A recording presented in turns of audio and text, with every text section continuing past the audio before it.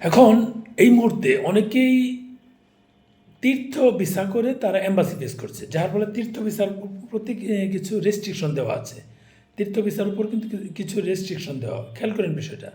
তীর্থ ভিসার উপরও রেস্ট্রিকশন দেওয়া, এটা একটা বিষয়, এটা কিন্তু বড় একটা ফ্যাক্ট হয়ে দাঁড়িয়েছে। এখন আপনারা এম্বাসি ফেস করতে যাবেন, যারা হিন্দু সম্প্রদায়ের মানুষজন তারা তীর্থ ভিসা করে তারা এম্বাসি ফেস করছে। এইগুলো করলে কিন্তু তীর্থ ভিসাটাও আরও কঠিন হয়ে যাবে, এটা মাথায় রাখবেন।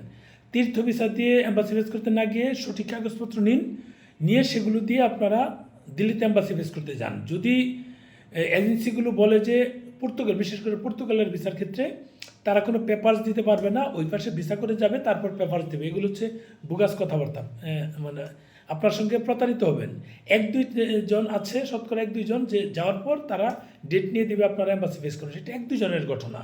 ম্যাক্সিমামই কিন্তু এটা ফেকভাবে আপনাদের ভিসা করিয়ে একটা খরচ করাবে, ওই পাশে যাবেন, কিছুদিন থাকবেন, তারপর ফেরত আসবেন। এটা কিন্তু এর আগে এপ্রিলে যখন গিয়েছি তখন কিন্তু হয়েছে।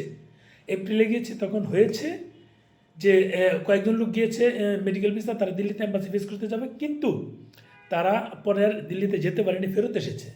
এরকম কিন্তু ঘটনা ঘটছে। কাজে এগুলো থেকে সাবধান, খুব সাবধান থাকবেন। কারণ হচ্ছে এরপর কিন্তু আপনারা এই